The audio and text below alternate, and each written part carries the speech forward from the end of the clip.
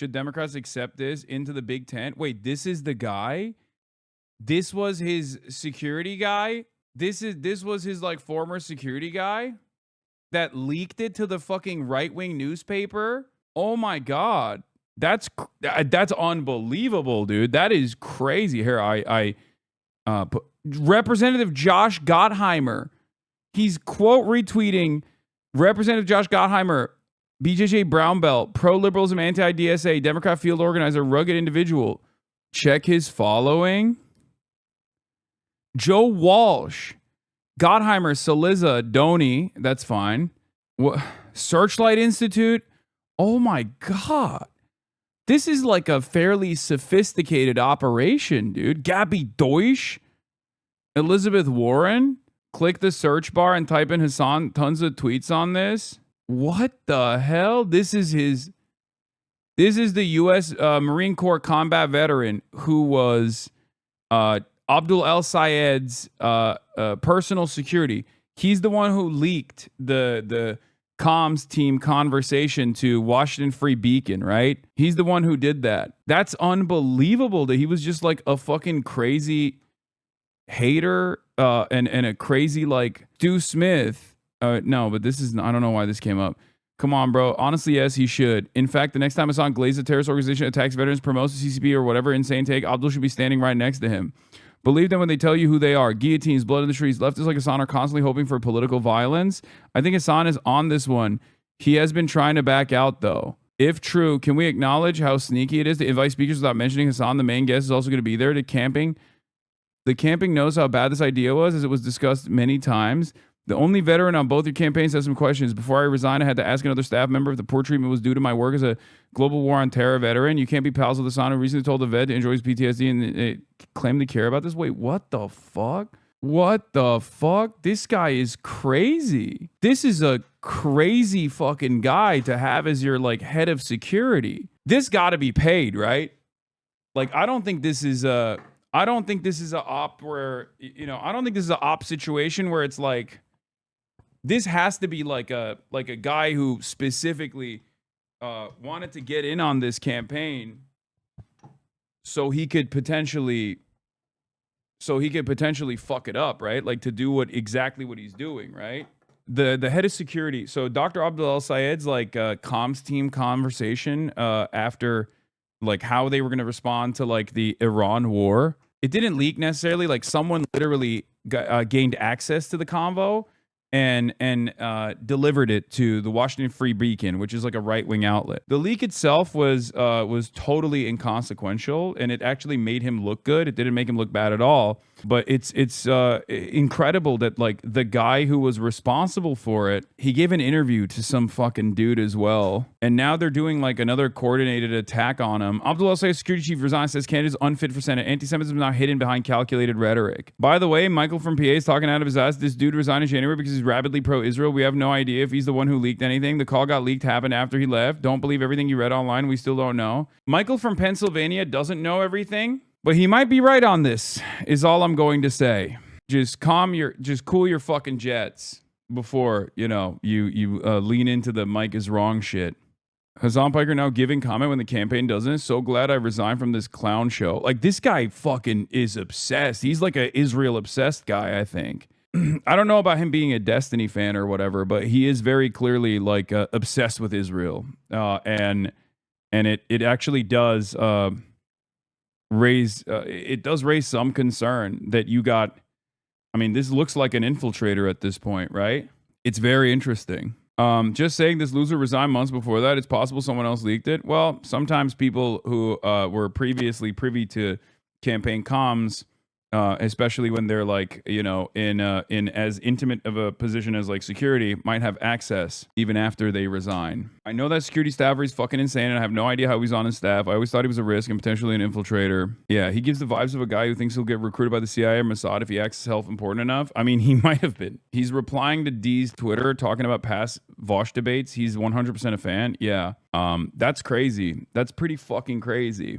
Yeah, Abdul El-Sayed's comms leaks or is released by a disgruntled former employee, this guy. And after that, he's going on the media. People are like saying, oh, you love Ayatollah Ali Khamenei, whatever. He did a Fox interview. We'll obviously look at that as well. I think he had a pretty good line in there that the Republicans got really mad at, but I think will play really well with the Democrats, because remember, this is a Democratic primary where they try to pin him down on this, like, don't you think Iran would be better off without the Ayatollahs? Like, aren't they so radical?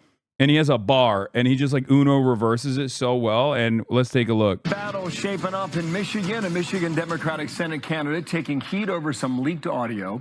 This happened right after the killing of Iran's supreme leader about a month ago. Here's in part what he told his staff. I also want to remind you guys that there are a lot of people in Dearborn who are sad today.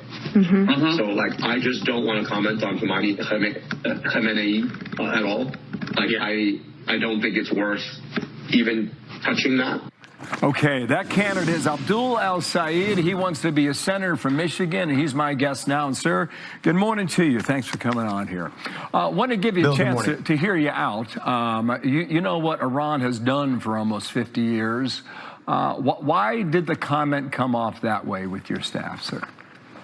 Look, I'll tell you this. We're in the midst of a war. We don't need to be fighting. It's illegal. It's immoral. It's using our tax dollars to raise our gas prices from a MAGA-backed movement that told us that they would never get us into another foreign entanglement. And here we are. And I just want to remind you that most people in the city of Dearborn and Dearborn Heights are not Arab American. They are white. And they're worried, just like I am. They're saddened by the fact that their tax prices go up, and they are watching their gas prices go up with it, all to fight a war that we shouldn't really be a part of. Yeah, I appreciate the fact that you're against the war. I understand that. But there are more people in Michigan that are going to side your fate politically who don't live in Dearborn, Michigan. Would you accept that? And would you also accept the idea that some Arab Americans in Dearborn may see the downfall of this regime as a good thing? You know, Bill, I'll tell you this. There are many people who see the downfall of the regime as a good thing. But the question of whether or not it was pursued legally, that's a different question. Whether or not it's worth $31 billion of our taxes and counting, $1 billion a day, that's another thing. Whether or not we should be paying. Chat, he's running for Senate. He's not going to say, like, as a Muslim man especially, who's currently being tagged as a sympathizer, he has to play a very delicate tightrope. Don't be fucking ridiculous. He's not going to fucking be like, oh, dude, I love... Like, first of all, he shouldn't ever say that regardless. He should never say, like, oh, I love the Ayatollah, obviously, if he ever wants to fucking hold office of any sort in the United States of America. But, like, he's saying the right thing. Like, my statement in a situation like this, if I was asked about it, would be, it's not up to us. It should be up to the Iranian population. And there has never been a singular instance where an American bombing campaign, or there's never really been an instance where an aerial bombing campaign has ever actually successfully led to regime change. But there's also never been an instance where American military intervention has left the country better off. Since World War II, we have not had a singular W. It's costly for the taxpayers. It's unbelievably deadly and destabilizing for the people that are living under these bombing campaigns. And on top of that, it's a gross mismanagement of our productive forces, our productive output. Every single dollar that we spend on those bombs, blowing up schools, could have been a dollar that we spent on our schools in our neighborhoods. It's immoral, it's morally repugnant, and a lot of people that watch this show on Fox News believed in Donald Trump's message when he said, we're no longer going to get into foreign entanglements. No more silly, unnecessary wars of choice. We're not doing that. And guess what? We are doing that now. And we're doing that at the behest of Israel, another foreign country that has taken up a good deal of our attention and a good deal of our tax dollars all the same. It's a spectacular failure. And that's the real conversation here, not some leaked audio. You're meeting the security leaker guy for the first time? I do, but thank you. What's up, Hasan? Jordan. Nice to meet you. Chris, my team. Nice to meet you. Wait, that's the guy? I met him? So while I was meeting his ass, he was like, oh, I'm going to fuck this guy up one day. Oh my God. Why is it always like this? Why is it always like this? Why are people always so fucking friendly in person, but they're like seething deep down inside. Fake demon, dude. And this is a Marine Corps veteran. He could probably whoop my ass. He's a BJJ guy. I mean, I don't know if he's the guy. Anyway, let's continue. Rates at the pump every single time we try to just get where we're going and pump gas. $1 more on average across this country. We're up over $4 across the country now, 30% in Michigan alone. Whether or not those things are good things, that's a big question. And I'll tell you what, there are a lot of people who are really sad about the fact that they thought that the era of foreign wars, of never-ending regime change wars were over, and here we are. Now, ask yourself whether or not any of this is making you more likely to be able to afford your home, whether it's making you more likely to be able to live your life, whether your kids are going to better schools, or whether or not you can see a doctor without having to worry about whether or not you're going to fall into debt. Those are questions that Michiganders across the board, Arab, non-Arab, in Dearborn, outside of Dearborn, are asking every single day, and those are questions that this administration is not answering. And that's why we have elections. Just one more question on this. Would it not be better for the people of Iran, the Arab world, and the people of America, frankly, would we all not be better off if the radicals in Iran did not make the decisions for the people of Iran in that region? Like, this question itself is also so entitled, you know? Like, why do we get to decide this, right? Like, what do you mean? What do you mean? Like, how do we get to make this decision for other people? It's so ridiculous. Like, we need to do away with this notion that we are the world police. We have never actually, this is a lie that we've told ourselves to make it seem like American intervention is a moral act, when it's not. It's just for petroleum company owners, right? It's for the super wealthy. It's not for the regular ordinary Americans. Regular ordinary Americans go out and fight these wars, and they get fucked up in the process. They don't see any of the benefits of it either. It's just for the super wealthy, and it's conducted with our tax dollars too. Like, that's where all of our productive output is going to. It's unbelievable. And then on top of that, we have this like sense of entitlement that like we are going to decide what other countries, how other countries are ruled. And it's also an inconsistent standard. It's one that we never apply to our allies, right? You don't apply this to Saudi Arabia. You don't apply this to Bahrain. You don't apply this to Qatar. You don't apply this to any other country that is aligned with the United States of America. We only decide like our foreign adversaries have a government that we don't like. Look, at the end of the day, I agree with you. Radicalism of any sort is bad, which is why this they killed 40,000 people, man. No, they didn't. War no, they fucking didn't. You're a goddamn idiot if you think that, okay? You're a fucking moron. I'm sorry. They did not kill 40,000 people, dumbass. They did kill a shit ton of people in the process of suppressing the protests that took place, which, by the way, America and Israel openly admit that they played a role in. But they did not kill 40,000 people in 2 days. Like, you're unbelievably dense. You have convinced yourself. It doesn't even matter. Like, them killing 10 people is still fucked up. I've never heard a consistent number on this from people that just turn around and say, oh, they killed, 80,000 people. I've heard 80,000, 50,000, 40,000. It's fucking ridiculous. Shut up. Christ, how do you not recognize that it's like this is propaganda to actually justify American and Israeli intervention? That's what you're leaning into. My lifetime, and I'm only 41, is so ridiculous because that kind of radicalism, that idea that we should just rattle our sabers and go to war with anybody, that's an open question. Meanwhile, you've got the Saudis, you've got the Qataris who are buying the Trump administration a jet that he plans to take after he's done with the presidency. Those are all radical regimes too, and that we're not going to war with them. To me, the question of whether or not we go to war ought to be a question of whether or not it's in the best interest of our government, of our people, whether or not it actually makes our lives better. And I think the answer to this question is already no when it comes to Iran, like it has been when it came to Iraq. We may be out of this war at 9 o'clock tonight in prime time. We'll see about that. We'll see what the president decides on that. In the meantime, you're going to have an event about... Its impact is still going to be felt around the world. And it's still being felt around the world. It's being felt in America. It did not have to happen. We still spent upwards of 20, 30, 40 billion dollars in both loss of assets that were evaporated in the process. Like, that's all economic output that went to something so unnecessary, okay? Waging war, and it was lost in the process. 13 soldiers died in the process.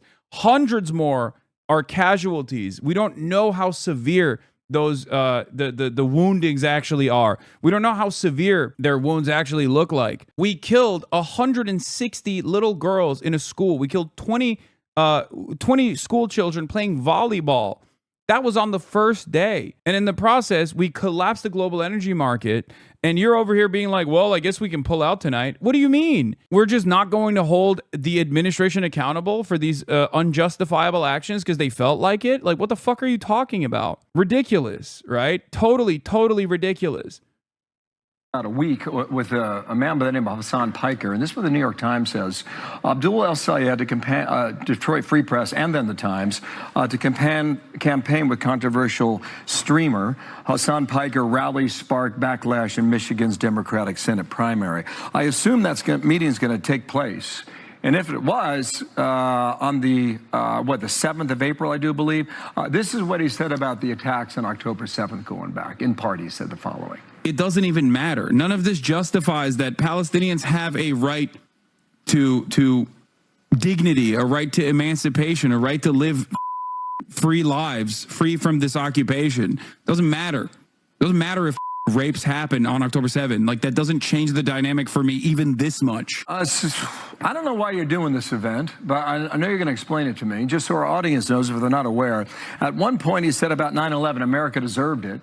That's awesome that they put like the context though. Why did they do that? Do I have a secret agent inside of the Fox News editing team? Like, is one of the Fox News producers just like, yeah, for the first time ever, let's just show the full scope here. That was right after October 7th too, if you guys recall.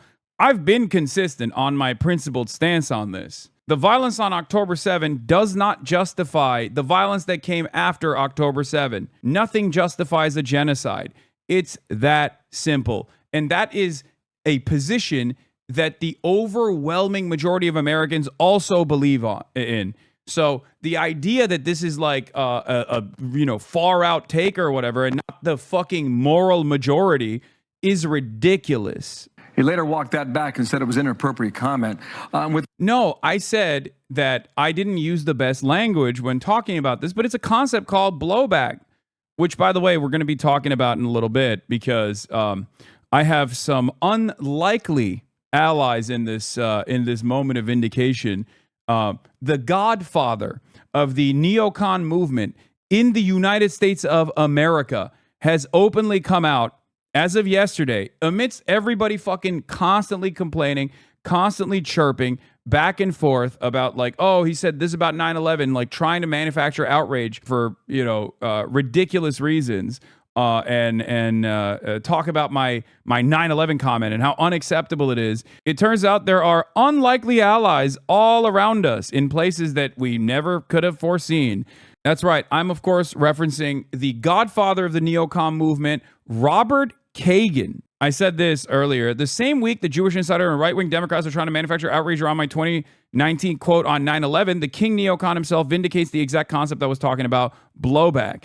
From Robert Kagan, neocon godfather. Nothing to see here to be sure. This is extraordinary. Even the threat of terrorism from the region was a consequence of American involvement, not the reason for it. Had the United States not been deeply and consistently involved in the Muslim world since the 1940s, Islamic militants would have little interest attacking an indifferent nation 5,000 miles and 2 oceans away. Contrary to much mythology, they have hated us not so much because of who we are, but because of where we are. This was literally what I was addressing when Dan Crenshaw, I forgot his name for a second. That's how irrelevant he is. He lost his fucking primary. When Dan Crenshaw was saying, no, they hate us because they ain't us. They hate us because they're not us. They hate us because our freedoms.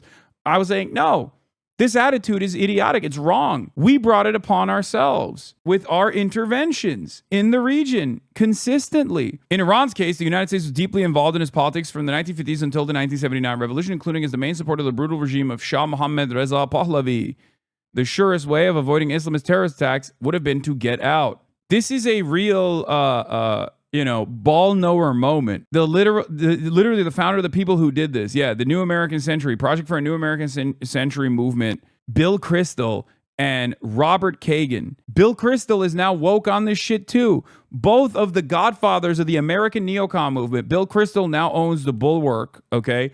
And will regularly outflank many centrist Democrats on issues that pertain to ICE, on issues that pertain to foreign entanglements. It's unbelievable what is happening. Like, this is, if someone were to tell me that the architects of so much death and destruction in this region would come out and agree with statements that I have made, openly recognize maybe their own involvement, their own personal involvement, and like the lies that they peddled in an effort to continue doing military intervention in the region 26 years after the fact, or 24, 25 years after the fact, I'd be like, you're out of your mind. You're out of your dang mind. Now, this isn't to say that like Bill Kristol himself is like super woke or whatever, or the Bulwark's output is like overall good. They still have plenty of issues. They're attacking Track APAC, for example, nonstop. The Bulwark people were calling you anti-Semitic yesterday. Yeah, Tim Miller's been in the trenches defending me, though, weirdly enough, saying this is like totally ridiculous. It's getting there. It's getting there now, where even if they say shit like, oh, Hasan is, he has edgy takes or whatever that I don't agree with, it's gotten to a point where it's so unbelievably deranged that Dave Weigel said something about it. He said, reading the Jewish Insider newsletter, wonder if we're reaching Hasan derangement syndrome. Ossoff could suffer by not responding to questions about how Hasan likes him as a candidate. It's fucking ridiculous, because I said John Ossoff is my dark horse pick, right? If you guys remember. And Jewish Insider tried to do a rat fucking operation. They went to like everyone in the Ossoff orbit and were like, what do you think about Hasan endorsing you for president? And of course, John Ossoff is smart enough not to fucking eat that bait. He didn't respond. Piker in the interview called Ossoff my dark horse pick, depending on how he presents himself if he has ambitions for higher office. But Ossoff, a Jewish senator who's facing a tough re-election and state President Donald Trump carried twice, returned Piker's affections. His team has been unresponsive about his views on Piker, even as some leading Democrats have spoken out against the influencer and kept their distance. Multiple spokespeople for Ossoff didn't respond to several inquiries this week from Jewish Insider. Ossoff's silence about Piker could strain his already rocky relationship with Georgia's Jewish community. Key Jewish leaders and donors have repeatedly expressed outrage with the senator over his votes in favor of resolutions to block U.S. arms sales to Israel. That was ironically the reason why I said John Ossoff is actually an interesting candidate, because he came out of nowhere before anybody else and was like, yeah, we should block weapons to Israel. It's ridiculous.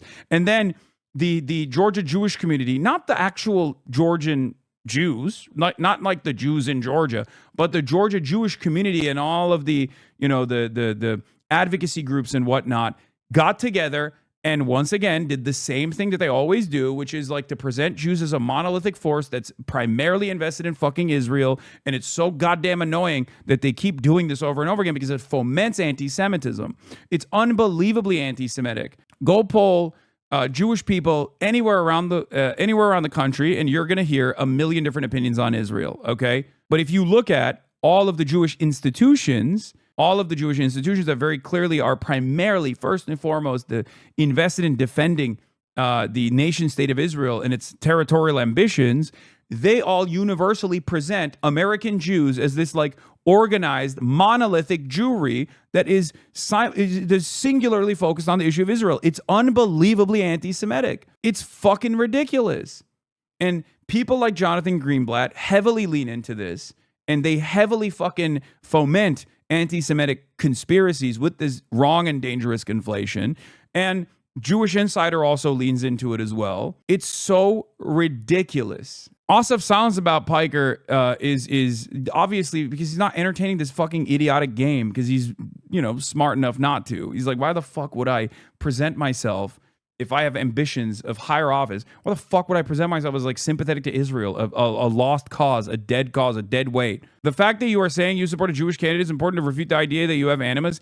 I mean, that's not the reason why I said it. The reson why I said it is because I think Ossoff is an interesting candidate because of what he has done in the past, even though he obviously capitulated after all of these Jewish advocacy groups that are literally just Israel advocacy groups yelled at him, took out ads in the fucking newspaper, and then he backed away from that position, which was the right position. It was the righteous position. It was the honest position, and it was the correct position. And it will literally help him win favors in the future. It will show that he is like a real one, at least on this issue later down the line. Pro-Israel groups rap fucking Jewish candidates. First Bernie, now John. They'd rather see a Christian Zionist candidate with a Jewish anti-Zionist or even a liberal Zionist candidate. Yeah, I know. They just don't give a shit.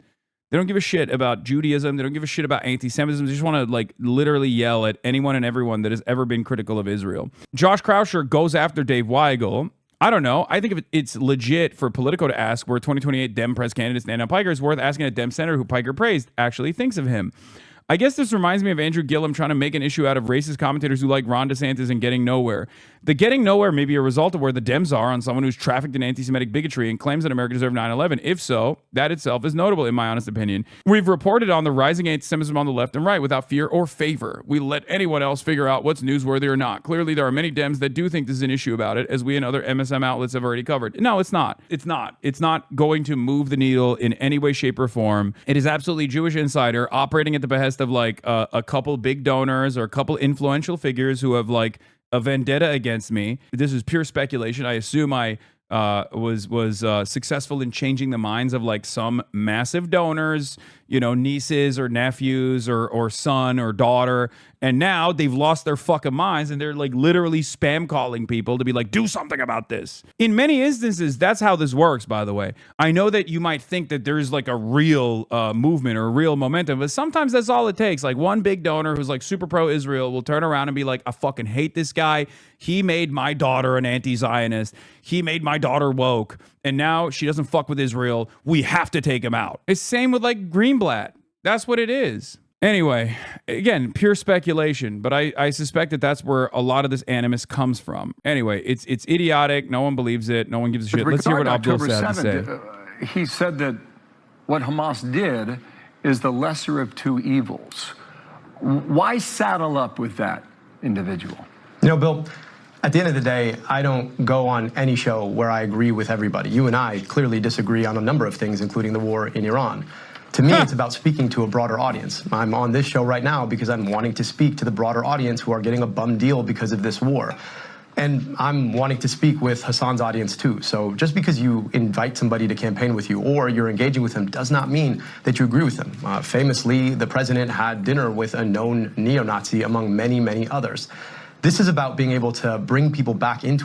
Okay, that's crazy. Don't like that. Don't like being compared to a neo-Nazi. Come on, Abdul. Jesus Christ. Every day, 30,000 people and counting tune in to Hasan's stream. A lot of folks who don't watch Fox News. They don't watch CNN. They don't watch MSNBC. They feel locked out of our politics by a politics that is more focused on corporations and their well-being than theirs. I want to answer your question. Let me just finish answer your question. That you're making. But the question, yes, it's an active decision to reach out to people who feel locked out of their politics to have a conversation, just like I'm making an active decision as somebody who's running in a Democratic primary to have a conversation on Fox News, where famously many of your viewers I appreciate you coming here today. I just want to squeeze this in because we're pressed on time with the Supreme Court. You have two other Senate candidates. The primary is not until August. It appears to me that the lane you're picking is the far left progressive lane because you believe that is the only chance of winning. Does that sell in Michigan, a battleground state? Bill, I'll tell you, I don't believe in left and right. I believe in the people who are locked out and the people who are doing the locking out. I'll always be on the side of the people who are locked out. They deserve a politics that's not corrupted by corporations, a politics where we put money back in your pocket, and we finally guarantee health care through Medicare for all. That's not a left idea. That is an idea for people against the corporations who've dominated our government for far too long. Thanks for your time. Abdul El-Sayed is... All right. Anyway, pretty good overall. I don't think most Fox viewers would make that connection to compare you to the Trump neo-Nazi. No, I mean, look, he's trying to say that, like, you know, Donald Trump is wined and dined with like far worse figures, right? The point is that this is like totally silly. They're trying to like, you know, quote mine to the best of their ability and actively try to get a candidate to look like they're inconsistent, right? That's it. You got to stand on your principles. You'd be like, this is what I believe. Ask me about my positions, not about like the positions of a Twitch streamer that I'm aligning with, because I'm very clear about why I'm doing this, right? There are things that I agree with him on. There are things that I'm going to disagree with him on. It's you know, utterly immaterial in the grand scheme of things. And that's the appropriate way to just like, you know, push back. And you can also obviously tack on the much broader message that it's like kind of ridiculous to try to play these sorts of gotcha moments at a time when like the energy markets are on fire, at a time when like the president has gone back on some of his key campaign promises, and there are a lot of people who are feeling dissatisfied with the way things are going, an affordability crisis that has only gotten worse. Everyday Americans are frustrated that we went to war alongside Israel for no real reason. And this is the supposedly peace president, right? It's totally ridiculous to just like consistently have this conversation. It's ironic because like Rahm Emanuel was asked about it by Dave Weigel. Apparently, you've spoken out on gender identity. He says like a man can't become a woman. All this stuff. I asked because the gender EO, but one of the questions he asked Rahm Emanuel, other than like the transphobia that Rahm Emanuel demonstrates, was also his take on me and Dems being asked about appearing with me. He hasn't ruled out going on, and he sees it as a non-issue. I think I stand with the people of America is not front and center. They don't care, and I don't care. It's so funny that Rahm Emanuel has a better ability as a consequence of like wanting to win, something. He obviously has ambitions of higher office. Has a better read on the situation than numerous other Democratic consultants who think this is actually a pretty solid way to drive a wedge in the direction that favors them. It doesn't. Wish you were more picky with your chat fights? Yeah. So, I mean, there's going to be another chat fight when we talk about AOC. Remember, if you recall yesterday, even before this DSA conversation took place, where AOC basically, in order to secure national endorsement, was asked to concede on certain things or to maybe change her mind on the way that she's communicated about the distinction between defensive and offensive weapons. AOC came out and let it be known, and I told you that she would, for the record, before she actually did it. If you recall, yesterday I was talking about this, and I was like, AOC is going to come out and say she doesn't have she doesn't see a distinction between defensive and offensive weapons any longer. And she did, as I told you. Trust the process. A multitude of factors are at play here, obviously. One of them is that the environment has shifted dramatically. The environment has shifted dramatically. That's a big part of it. Now everyone's going to start crying, of course. AOC is going to get the same type of attacks that I get, and maybe even more ridiculous ones. So, don't pay any mind to that. But I will tell you, I am going to defend her because she did the right thing. She did a bold thing. Okay. It's not bold for us. It's honest and it's just. But for a politician, it is, there are like, 10 American politicians that are in line with this attitude. If you try to hit a left flank criticism on this moment instead of offering support to someone like AOC, I'm going to yell at you. This is how you fucking move the needle. This is how you move the needle. So be smart. And a lot of you, unfortunately, learned the wrong lesson from this. There is a lot of background comms that took place to arrive at this decision. First, I'm going to explain to you what the significance of the decision is because it's AOC. And secondly, I'm going to tell you that your tweets are not the reason why it happened, okay? I'm just going to let you know. It's not because you fucking yelled at her on the timeline. I know you want to think that. I know you want to think that like the politicians are responsive because we yell at them all the time and we call them AOCIA. That's not the reason. If you want to know the truth, that's not the reason. But it doesn't fucking matter, right? It doesn't matter. It's utterly irrelevant though. What is relevant, however, is that AOC, as a nationally, if not internationally relevant progressive figure in American politics, has now changed the dynamic of who says they're, how people communicate that they are anti-Zionist, how people communicate by basically expanding the permission structure for a lot of other people. So pay close attention to people who had made this defensive and offensive weapons distinction. Pay close attention to who will continue with the, oh no, we're going to fund the Iron Dome. Who continues to say we're going to fund the Iron Dome, and who actually decides to change their mind on the Iron Dome now that AOC's come out. I can give you two examples. Two of my candidates, Abdul El-Sayed and Shoikat Chakrabarti, before AOC even came out and said she is saying no more weapons to Israel, defensive and offensive, before she made this the real new litmus test, Shoikat and Abdul El-Sayed had also revealed that their position is all weapons. They were not making that distinction. So that's important. That's important to remember. AOC's commitment to not arming Israel at all during the New York City DSA forum will echo across the Democratic Party. She's considered a mainstream politician and serious contender for president. Expect no money for military Israel aid, including defensive, to be a common litmus test. Yes, that's why it's so significant. It's unbelievably significant. Connie Chan, for example, wants to fund the Iron Dome. Abdul El-Sayed's, the candidates that Abdul El-Sayed is running against both McMorrow and Stevens want to either fund the Iron Dome or fund Israel entirely. Like Stevens is totally on board with continuing funds to Israel. AOC then also released a formal statement to the New York Times confirming Peter Stern's reporting from the DSA. Peter Stern is a former DSA member, probably one of the best as far as like insider information on all the comings and goings of DSA. He's the state editor at City and State New York. He says, AOC released a formal statement to the New York Times confirming my reporting. Notably, she praised the Iron Dome itself in the statement, but said the U.S. should not fund it. For more, read my report. I believe the Israeli government is well able to fund the Iron Dome system, which has proven critical to keep innocent civilians safe from rockets and rocket attacks and bombardment, she said. Consistent with my voting record today, I will not support Congress sending more tax dollars and military aid to a government that consistently ignores international law and U.S. law. Alongside Rashida Tlaib and Ilhan Omar, she is one of the best congresspersons, far outflanking Bernie Sanders on this issue.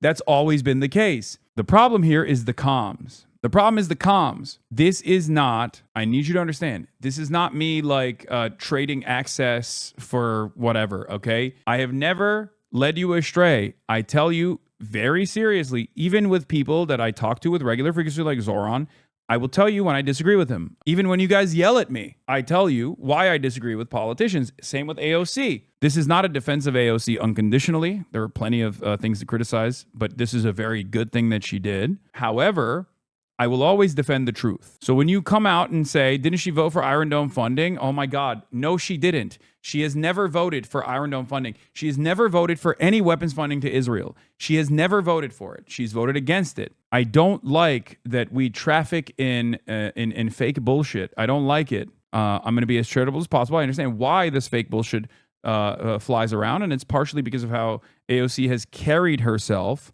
in this conversation, openly standing. That's moving the goalpost. I like you, but she clearly says she supports defending Israel. I'm gonna fucking lose my mind. I'm Brian Kill Me. I'm Brian Kill Me. I'm Brian Kill Me. This is not a goalpost move. This is just an accurate reflection of the events that have unfolded. This is just me telling you what AOC's voting track record is, okay? Please, you are so fucking dense. It's so frustrating. And for the record, AOC still doesn't go far enough for my taste, for what I think is appropriate. This chat must be big NASCAR fans because y'all motherfuckers love going in circles. Yes. If Israel can't afford its own missile defense, then maybe it should start fewer wars. If it can't afford its own missile defense, why should we pay for it? Yes, Scott Jennings is chirping. Spiritual leader of the Democratic Party hopes as many Israelis as possible die in a rocket and missile attacks fired by radical Islamic terrorists.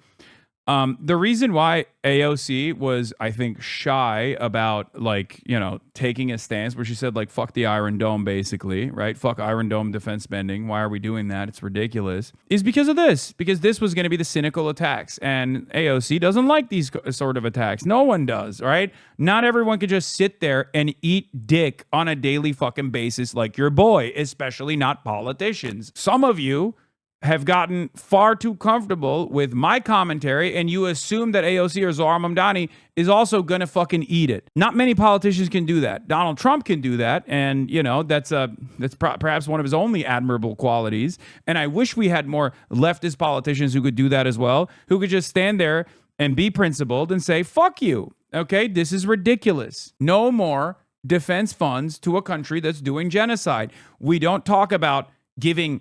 You know, are there not civilians in Russia? There are civilians in Russia. There's millions of them. Why are we not funding their anti-aircraft capabilities? It's ridiculous, right? Are there not civilians in Iran? We are killing them currently. Should we be funding their anti-aircraft capabilities? So why are we funding a country's defenses when that country is using that defense spending to continue waging more and more warfare? It's totally wrong. It is absolutely ridiculous. I think this drop side tweet describes her voting history well and why it was so strange. It also didn't help that AOC ran to Twitter to defend her decisions. Yes, that was the major problem. I know. That's why I'm saying my most charitable read is that, like, she came across like she was literally funding the Iron Dome or something, like, personally. Okay? Because she was defending funding Iron Dome. And it's ridiculous because she didn't even vote for it. Do you understand? It makes no sense. It's a classic AOC move where she ends up doing the right thing at the end, but because of her very calculated communication strategy where she wants to have the least amount of people yell at her as possible, she ends up having everyone yell at her. Okay? And she confuses people all along the ride. And I try to communicate this to people, and I've talked about this before, as I was very critical of what she had done. I said AOC should not have been striking against this provision. She should have voted alongside, Rashida Tlaib and Ilhan Omar. But not only that, she should have been the one advancing that provision, not Marjorie Taylor Greene, right? If you remember at the time, that was my assessment. We should be leading on this issue. We should be leading on this issue. Our candidates should be leading on this issue. If you're progressive, you should be the standalone voice, unafraid to say the truth. And you will abso-fucking-lutely gain from it. You will win favor with the crowd over this, over your honesty, over your boldness. Anyway, you said she consistently votes for the Iron Dome. She voted against this, so she didn't vote for Iron Dome. A single vote doesn't constitute consistent. You misstated our words. That's an incorrect quote. Direct quote. Has consistently voted to maintain funding for defensive systems such as the Iron Dome. Consistent implies multiple. Can you point to multiple times she voted for the Iron Dome? On standalone Iron Dome funding bills, she has twice chosen not to vote no. In 2021, AOC planned to vote no, but famously switched to present at the last second, allowing $1 billion to pass 420 to 9. In July 2025, she voted against an amendment to strip Iron Dome funding. She has publicly stated she does not support cutting aid for what she calls defensive Israeli weapons. In the post above, we said she consistently voted to maintain Iron Dome funding. We did not say she voted yes. In both cases, she declined to block the funding. That is the record. This is the problem. It's already bad that she did that, right? It's bad on its own that she did that. It was wrong. It was wrong for her to vote present. It was wrong for her to strike down against the provision, especially when she ended up voting no anyway. She voted no at the end. For the final bill, she voted no, both against the Iron Dome funding and also for offensive funding, right? So it doesn't even fucking matter. It's a 420 to 9 vote. Just say no. Just be bold, be brave. Defend it. If you're going to look at her actual track record, there is a reason why she is one of the most progressive congresspersons and routinely outflanks even Bernie. That's what's so frustrating about this, because it's almost impossible to defend the truth without coming across like an AOC dick rider. When I am very critical of AOC when she does, bad things, I've explained it thoroughly this time and will continue to do so. I'm glad that she did this. It's very good that she did this. And now she's going to get bat-faced smears. So we have to be there to defend candidates when they do the right thing. You might not think it's a bold move, but for someone like AOC, it is a bold move. So you have to literally fucking defend this move. It's called positive reinforcement, okay? Some of you have no capacity to understand positive reinforcement, and you just simply want to stand out and be the most moral vehicle possible. These are politicians. This is not your Marxist-Leninist reading group. Ideological divisions in your Marxist-Leninist reading group are utterly immaterial. But when we're talking about one of the most visible national, if not international politicians coming out and creating a new litmus test, we have to engage in defending them and engage in positive reinforcement. That's it. Because that attack, that cynical attack, is not just against AOC. When people are going to come out and say, oh, I guess you want all Jews to die. Oh, how could you do this? How could you say you don't want to give me unlimited funds for my Iron Dome so I can continue doing genocide and continue invading Lebanon? When they do that, it's not just about AOC. It's about you. It's about the majority of people that also agree with that sentiment. You are not defending AOC when you do that. You're defending every single other person as well that has that same exact position. So remember that. Okay, bro, politicians are not babies. What are you talking about? Shut the fuck up. Shut the fuck up. Yes, they are. Treat them like babies, okay? Shut up. Take a day off. Just really reconsider where you're at. I'm making a point that is beyond AOC here, because these arguments are not just arguments against AOC. These arguments are against every single fucking person that also have the same mindset. You're defending not AOC, you're defending yourself. You're defending this becoming a primary litmus test in mainstream discourse. Please understand how communication works. Please understand how propaganda works. Please understand how you actually fucking move the needle. None of you have that capability for some reason. You just want to sit around and fucking tweet. The Israeli government is well able to fund the Iron Dome system, which is proven critical to keep innocent civilians safe from rocket attacks and bombardment. Consistent with my voting record today, I will not support Congress sending more taxpayer dollars and military aid to a government that consistently ignores international law and U.S. law. Netanyahu's allies in the Knesset just approved $45 billion defense budget, and the Prime Minister himself also asserted his interest in withdrawing from the MOU with the United States in January. It is fully within their ability to fund the Iron Dome and other defense systems. Our allies who need our military aid must understand that we will provide it consistent with the Leahy Amendment and with Foreign Assistance Act. Even then, it's not. It doesn't go hard enough. It doesn't go hard enough. I will admit that. It should very clearly spell out that Israel gets to be belligerent because of our unlimited defense. Like our unlimited tax dollars go to Israel and they get to be as belligerent as they want to. They need to recalculate their decisions. They need to stop violating international laws. They need to stop violating our laws. You can be more clear on it, right? But she still obviously massages it in a way where it's going to frustrate people. But also on top of that, it's people that are now pissed off that she even said this because they understand how important of a decision this is.